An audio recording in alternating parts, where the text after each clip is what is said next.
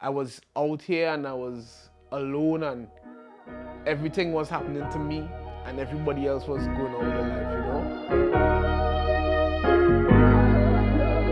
Shree's gonna be.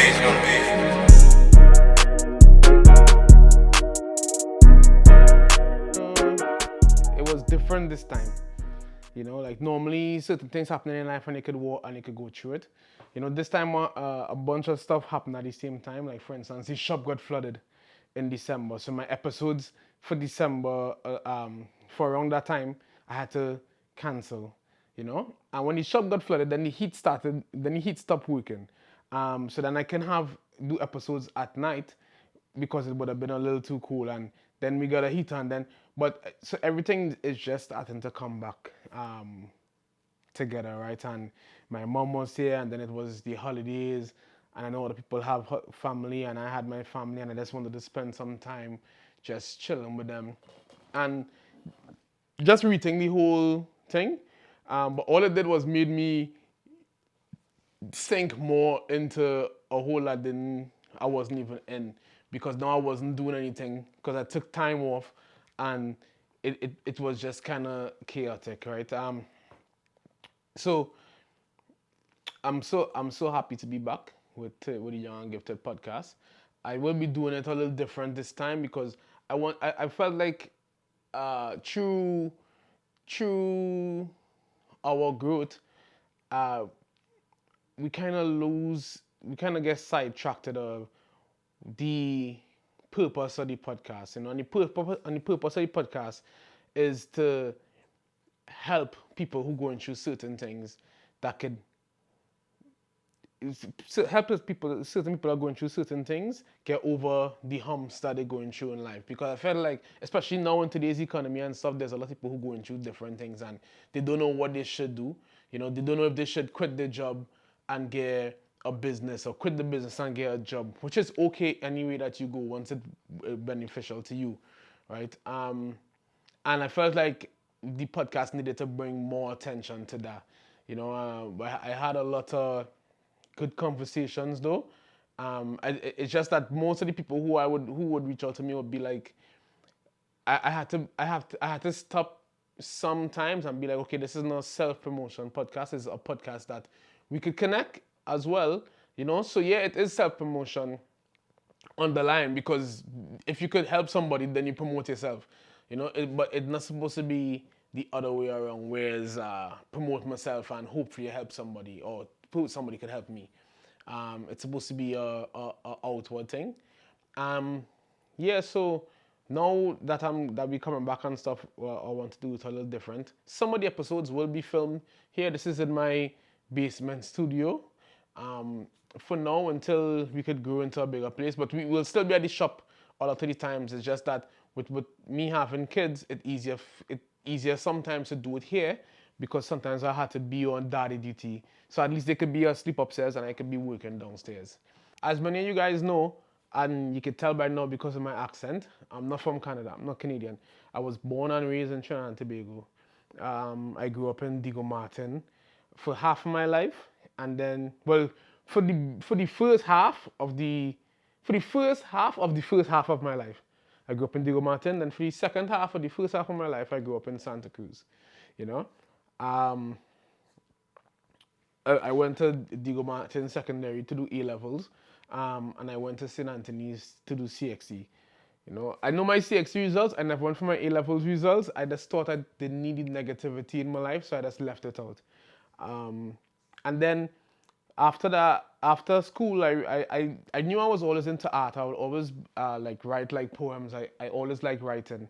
Um, a lot of things that happen in my life, I felt like I can outwardly speak about.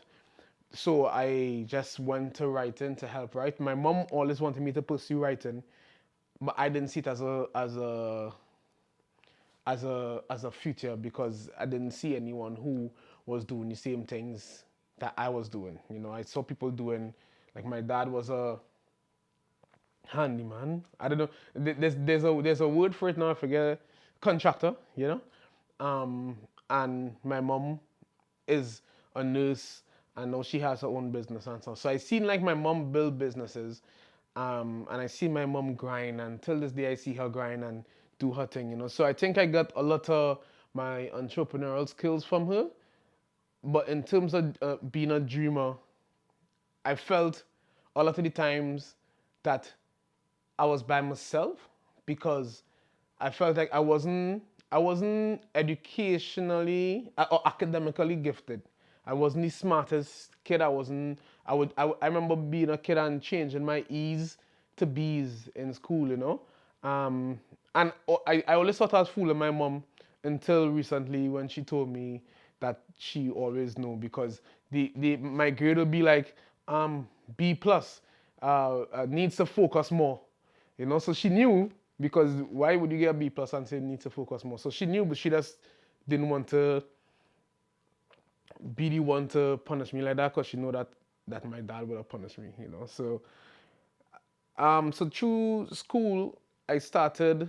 So when I went to Form 6, I had a teacher called Mrs. Williams, and we would always be writing, and she who taught me about like imagery and all these different things that then I started thinking in a different realm about writing, you know. Soon after, I went to culinary school. Um, while in culinary school, I was playing a soccer game. I broke my leg. While I was home, I had time to think about all the things I wanted to do. I started searching and I searched up Fanshawe College. My uncle was in London with his family at the time. They just moved. And it was between Fanshawe College and George Brown, and Fanshawe seemed like the better bet because I would be close to family. So that's how I ended up coming to Canada. While I was in school, my ex-girlfriend at the time, this is like 2 or 3 years in, yeah. And my ex-girlfriend at the time got pregnant. And when she got pregnant, I had to find, uh, the first thing that clicked to me was that I'm in school and I have a kid coming. And I don't want to depend on my mom to help me raise the kid. So I had to find something to do. So I knew this guy who he was like my bigger brother, and he owned a barbershop downtown, United Cuts. And then I went to him and I tell him the situation. He said, "You come learn to cut here." And I went and I learned to cut here. And in 3 months, not even, in 3 months, I was cutting hair properly. In a week, I was doing a one level haircut. So I could open the barber shop, but I could only do one level haircut. Because I was determined that I had to be something before this baby come. And it's 2 months, so I only have 7 more. Yes, so I only had 7 more. So I had to learn quick. Um, Unfortunately the baby ended up dying. Like she had a miscarriage, but I was still working at being a barber because I felt like I was in a position where I could talk to people more directly, you know, because the whole reason of me doing chef school was I wanted to help people, you know. I saw how food could change people's emotions and that kind of stuff. So when I started being a barber, now I realized I could get closer to people. Like I could talk to you directly and meet you directly and hear your stories directly. So it was always about stories for me and where people come from and the background and why you think the way you think and why I think the way I think. Because if I could figure out why you think like this, might figure out how I could think like this, you know. So I continued being a barber, and that was one of the best decisions of my life. That was one of the best things that ever happened to me in my life, knowing Q and him paying me on to game like this. Because he taught me a lot of things from me coming from Trinidad to Canada. He was that person that was pivotal in who I could be, you know. Yeah. So we went through that at that time, you know. So after the baby died, is when I went into a sinkhole. I didn't go into the sinkhole immediately after. Um, Actually, I didn't even realize I was going into a sinkhole, to be honest. But it was so much different things, right? So like my mom had cancer, this happening, and I felt like I was out here and I was alone, and everything was happening to me, and everybody else was going on with their life, you know. But then, but then I started thinking, and I started like leaning into the darkness that was in me. I felt like I went for, I would say like 3 years. I spent like 2 years in the dark. Spent 2 years in the dark. Then I came out and I understood things in a different way, and I felt like I needed to go through that point in my life, and that's why I'm writing a book right now called The Lonely Phase, and that's why I'm writing that book right now too, because I feel like everyone needs to go through this lonely phase in their life to get to where they want to be, and when you go through the lonely phases, you start to figure out the things that you like and the things that interest you and who you are. Because for our whole life, we grew up around people, we grew up with our parents, or your friends, or somebody telling you who you should be or what you should be doing, which made life seem easier, but it was really harder if you when you start to figure out that you need to figure out yourself. I remember yesterday in the barber shop actually, Savio asked me, one of the guys at the shop asked me, do you think life is meant for us to be happy? Like, do you think God made us and say, oh, this person must be happy? That's a part of life, And I told him that, well, life. What did I say? Life is understanding. Oh, the thing with life, right, is that you don't know nothing, and by the time you realize that you don't know nothing, right, you understand it, and by the time you understand it, no, life is knowing that you don't know nothing. Life is understanding that you don't know nothing, and by the time you figure out that you don't know nothing, you go to try to find it, and by the time you find what you're supposed to know, you die. I don't know, life is about figuring out life, and by the time you figure it out, then it's time to go, dog. And is always a evolving thing. Like, you always evolving when it comes to life. Actually, no. The more you find out about life, the more depressed you get. Then the more you understand, is the more you understand how to deal with it. And then once you figure it out, then you die. That's the end of it. That's when God will say, okay, you're done. Never figure it out. And that's just all our life is. So after that, this phase I went through, I was a cook for a little while, and then one day I decided that I didn't want to be a cook no more, and I just went 100% into barbering. And soon after that is when I opened my first barber shop, which was in Woodstock, and then we closed the barber shop and we came to London. While I was while I was a barber, I started doing stand-up comedy, you know. I started doing stand-up comedy, and it was really good. I always had like good experiences being on stage. I never got booed or anything, but it kind of scared me because I was like, I don't know if I should be this good this quick. And then right after that, my daughter was born. After she was born, I couldn't run a business and do stand-up comedy because the businesses are during the day, stand-up comedy is at night. I will have no time with my daughter, with my family. So I decided that I'll take a step away from stand-up comedy. No, actually, no. For a while, I was confused until one day I saw Judd Apatow's stand-up comedy, and in that stand-up comedy, that was his first ever stand-up comedy.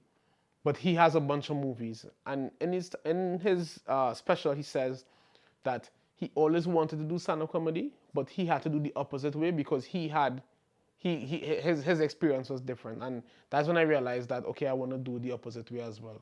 I want to focus on my career and do movies and do documentaries and these kind of things, and then go back to comedy because I love comedy. Comedy is life to me. So this is where I'm at now, and we're building this right now. So I started writing again. I started back writing. I wrote my first feature film. I never filmed that. It's an archive here. So I wrote my first feature film. And my first draft of my feature film, I had 800 words, and I was like, yes, this is it. I am going to Adam Sandler with this, and him and Kevin Hart is going to act in this movie. And Tiffany Haddish going to play this role too, for real, for sure. You know, but then I realized that 800 words is an essay, you know.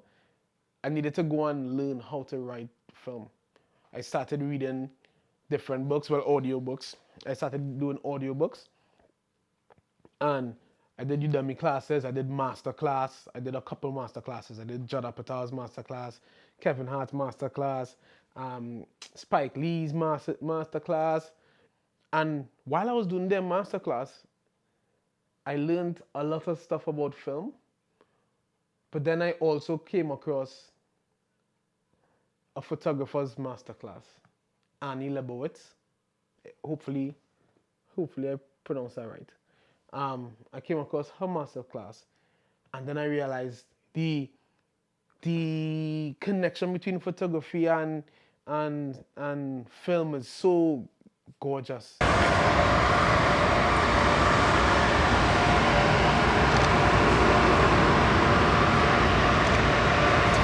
That's too dope. You know, is the cinematography is where that connection really is. You know, it's like understanding every frame is a photo, and a photo is one frame.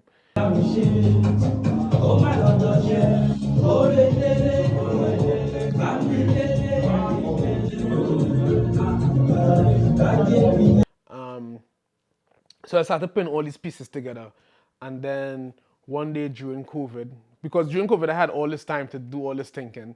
Then one day during COVID, I had I was on my laptop writing a script, and a ad came up for Toronto Film School.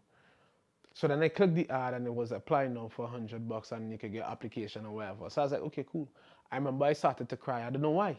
Like tears came to my eye. And I went and I told Christy, I was like, I just applied for film school. And she's like, oh, for real? I was like, yeah, which is weird. There's film school, you know? And so they had a lot of stuff. So one of the things that they wanted us to do was a storyboard. Never did a storyboard before. But I knew that before I wanted to go to film school anyway, I wanted to write a short script, a short film. I knew that my way to reach where I wanted to be was to do a bunch of small things. So I had a short script there. So I did a storyboard for that, and I sent it to them, and they said, oh, they loved it or whatever, yeah. So then I got accepted. So this short script that I had that I was writing, that I wanted to shoot the year after, I told myself that I wanted to shoot it before I entered school so I could show that what I did before I went into school. And we did it. It's called Who the F is Victor. It's called, and it's about these seven, let me try to remember. It's about these seven strangers who come together for it's something like a AA meeting, but it's actually a meeting for people who are addicted to drama. 3 months now. I really think she's the one. Fool, you just in love. Nah, I'm fucking with you. Let me see a picture of it. My name is Moses. Do you know? Like as in the guy that strikes the rod? Yeah, this one right here. You know? And then they start talking about how they're addicted to drama and the way that they will introduce themselves for a AA meeting. And then in the end, they realize that the guy who teaches in the class has his own issues, but he's trying to be a monk to them, you know. And so that was my character arc. In the end, was that the focus was all on him all this time. And that movie we did with a pretty small budget at the time, but it was heavy for me. I probably paid like $2,500 in total for that movie. I did get some people did donate some money and that kind of thing, which was really good. And then I used some of my OSAP money to finish it. A bunch of things happened to me over COVID that was beneficial to my growth, you know. It was one, from the time the whole world went to shut down, the first thing that went into my mind is that, okay, everyone is sleeping. No, I could work on myself and know for a fact that most people aren't working on themselves, right? So I took time, I learned the stock market. I needed to make money too, so I learned the stock market, and I started making money on the stock market. And then I was doing the scripts. You know, so I'll wake up at 5 a.m., do scripts, wait for the stock market. So because I was already I was already good at the stocks. I made enough money so that after school, when the stock market crashed, I bought my cameras and all this setup with money that I made from off stocks, which was pretty cool. And that's the next thing that we could jump into next time, you know. So while I was in school, I don't know if I tell any story all over the place, but it's because I didn't write my notes and I'm just going off the top of my head. So while I was in school, I started doing well, we did a next short script, which was Thursday Night. You know, Thursday Night is a Christmas show that we just dropped last December, and to me it was a personal movie, because it's like any script that I have ever written for myself is part of me, you know, and most of the characters are some part of me that I can't, that's deep down sometimes, or that I don't know how to express with my own lips. Like my first script, after Christy read it, she was surprised and she's like, "Oh, I didn't know that you actually felt that way." And I was like, "Yeah, yeah," you know. So a lot of the things that I write, I don't know how to express, you know, and it's something I'm trying to learn now. My daughter is teaching me how to express my feelings. It's weird. You get all this bubbly stuff in your stomach, and you feel like you have to care, and then you feel like you do care, you know. So then we get to where we are now, you know, and that's why so like when I took this break, it really made me think, and it made me see how much I actually miss doing what I do, and how much I need to be doing what I do. Because if I don't do it, I'm so my mind just goes so crazy, and I start talking crazy to myself, and that's a good thing with breaks. But the bad thing is that taking a break that's too long could be detrimental to where you want to be, you know. So we had to make sure that the things that we do line up with who we want to be, you know. So that's where we are now, and it's excited. It's exciting. I can't wait to meet more people. I can't wait to sit and talk and have these conversations about businesses, or about situations, or things that can help people get to different places. You know, things that most people may not even know about. For instance, how to start a business, you know, or how to sacrifice, you know, or if, as we said before, if I should quit my job and start a business, or start a business and quit a job, you know. But the understanding that you had to, like you had to have certain things happening before you make certain jumps is a good thing, but could be a bad thing, you know. I don't know if that makes sense. It's just how I just think. So this time around with the podcast, I want to show way more of my personality, because I felt like you guys don't know my personality as much. I had a guy told me one time that he couldn't believe that I was funny, and he's like, because you're always serious, you're always talking like business and that kind of stuff. And it's true, I am always talking about things that could help help us get a better place. But I still like being Vaughn, you know. Like, I can't be that person without Vaughn, and Vaughn is a person who is very antsy. He thinks, but he thinks about certain things, and he's very emotional, you know. But he keeps it inside, and then it kills him, and then he realizes that it kills him. So then he has to do stuff like this, which is talk to the camera and hope somebody would listen, but knowing that nobody might even listen this far to understand who he really is. But the people who do listen this far to understand who he really is will come back and say, "Yo, I listened this far to find out who you really are, and I know who you really are, and I can see through you." And then I'm gonna be like, "Thanks for listening."